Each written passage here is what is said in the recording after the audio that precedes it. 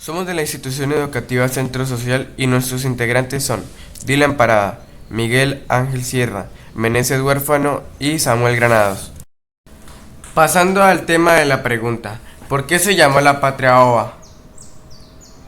No sé por qué se llamó la Patria Ova.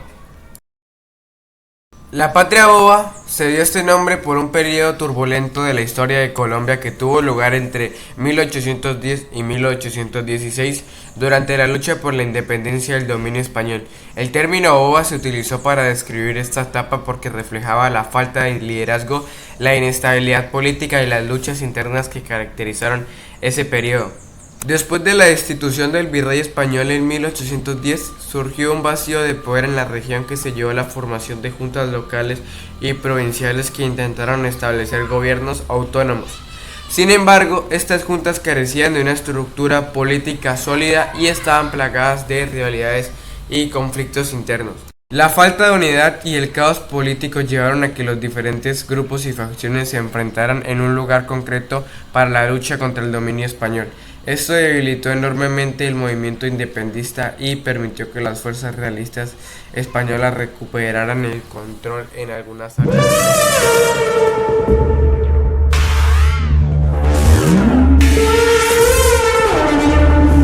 A finales del siglo XVIII ocurrieron distintos eventos en la historia que influyeron en la independencia de Colombia, como por ejemplo la independencia de Estados Unidos con ayuda de Francia y España, la cual trajo las ideas de libertad e independencia en el continente americano. La Revolución Industrial, la cual cambió el mundo, la economía y el transporte alrededor del mundo. También la Revolución Francesa en 1789, la cual trajo por toda Europa y el mundo las ideas de la libertad, la igualdad y la fraternidad. En Latinoamérica estaba Haití, el primer país de Latinoamérica en independizarse. Todos estos eventos, como ya sabemos, influyeron en el proceso de independencia. Tiempo después, Napoleón Bonaparte se convirtió en emperador y conquistó gran parte de Europa, llevando así las ideas de libertad por el mundo. En España, destronó a Fernando VII y colocó a su hermano en el trono.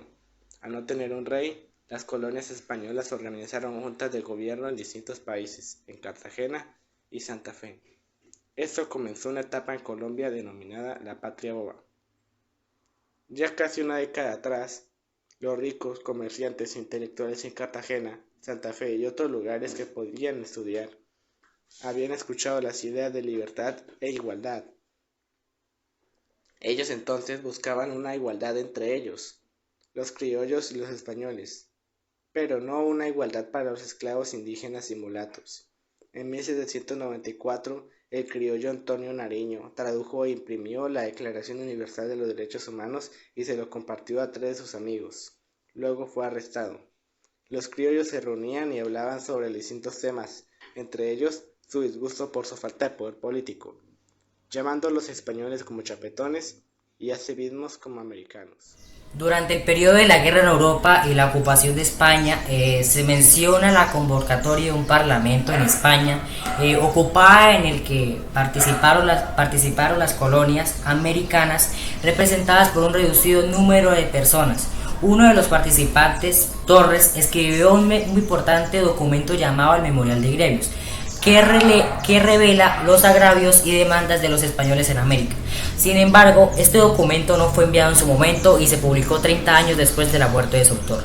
Se destaca que el documento tenía limitaciones, ya que solo representaba los reclamos de la clase a la que pertenecía Torres y no del conjunto de la población. Y también Torres argumentaba que los criollos ricos tenían el derecho a la administración local de la colonia, pero no a su independencia de España. Sin embargo, la declaración de independencia posterior fue una consecuencia, la verdad, no muy deseada de los eventos en los que la clase representada por Torres perdió el control. El texto también menciona un incidente en la Plaza Mayor que pretendía incitar a la gente en contra de todas las autoridades. Aunque las autoridades no respondieron como se esperaba, se desató una revuelta liderada por varios criollos. Finalmente, los ricos lograron tomar el control y establecer una nueva agencia del gobierno, pero los disturbios continuaron y el gobernador huyó. Se destaca que los participantes en el levantamiento del 20 de julio eran hispanocriollos ricos, descendientes de los conquistadores y tenían fuertes lazos familiares. Querían mantener la estructura social de la colonia, reemplazando el poder del virrey español. por el suyo propio, pero sin descuidar al rey, y algunos de ellos deseaban seguir siendo españoles mientras esperaban el resultado de la guerra, obviamente de la independencia. Durante el periodo de la independencia en la región de la Nueva Granada se desató un caos político y militar sin precedentes. Las facciones enfrentadas se dieron entre centralistas y federalistas, realistas y patriotas, generando constantes cambios de bando y traiciones. Uno de los protagonistas en este contexto fue Antonio Nariño, quien intentó establecer un gobierno centralista pero fue derrotado y enviado a prisión. Mientras tanto, el general Francisco de Paula Santander lideró a las fuerzas federalistas en su resistencia contra el centralismo de Nariño. En paralelo, el general español Pablo Morillo fue enviado para sofocar el movimiento independentista. Con un ejército numeroso, Morillo puso sitio a la ciudad de Cartagena y luego avanzó hacia la capital, Santa Fe. En medio de esos eventos, Simón Bolívar emergió como una figura crucial en la lucha por la independencia. Liderando a las fuerzas patriotas, se enfrentó al ejército de Morillo en intensas batallas. Aunque Bolívar fue inicialmente rechazado en su intento de atacar Santa Fe, logró reunir apoyo y continuar la resistencia en otras partes del país. La situación se volvió aún más trágica y absurda cuando Morillo entró a Santa Fe sin encontrar resistencia significativa por parte de los líderes independentistas, que habían sido apresados previamente. Sin embargo, Bolívar no se rindió y continuó luchando por la independencia. Su papel fue crucial para mantener viva la resistencia, especialmente en Venezuela, donde la lucha por la libertad y la soberanía se mantuvo. En resumen, el periodo de la independencia en la Nueva Granada fue caótico, con diferentes facciones y líderes en conflicto. La presencia del general Morillo y la resistencia liderada por Bolívar marcaron momentos claves en la lucha por la libertad en la región. Esta historia de independencia se entrelazó con la de otros países latinoamericanos, formando una lucha regional en busca de la libertad y la soberanía.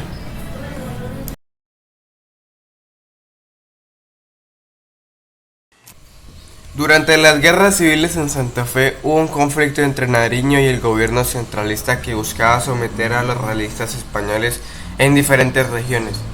La guerra se basó en argumentos jurídicos acusándose mutuamente de tiranía y usurpación.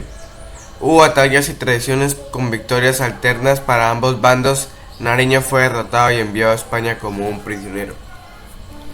El presidente Camilo Torres decidió enviar a Simón Bolívar desde Tunja para conquistar Santa Fe, pero fue rechazado y excomulgado por el arzobispo. A pesar de esto, la ciudad celebró su victoria con una ceremonia de acción de gracias.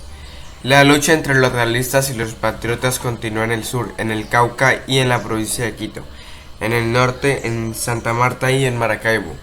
Además, había enfrentamientos entre los centralistas y los federalistas, así como conflictos entre diferentes ciudades. La situación era caótica, con líderes insultándose públicamente y oficiales cambiando de bando por motivos personales o promesas de ascensos. José María Espinosa, soldado del ejército de Nariño, describió el caos de la guerra. En sus memorias mencionó el estruendo de las batallas y el sufrimiento de los heridos y la confusión general. Todos los bandos se enfrentaban utilizando cualquier medio posible. Espinosa destacó la masacre y llamó a ese periodo la Patria Boba. Años más tarde, durante la Reconquista Española, los sobrevivientes de esta época fueron fusilados sin distinción. Sin embargo, con el tiempo estos individuos fueron reconocidos como próceres de la República.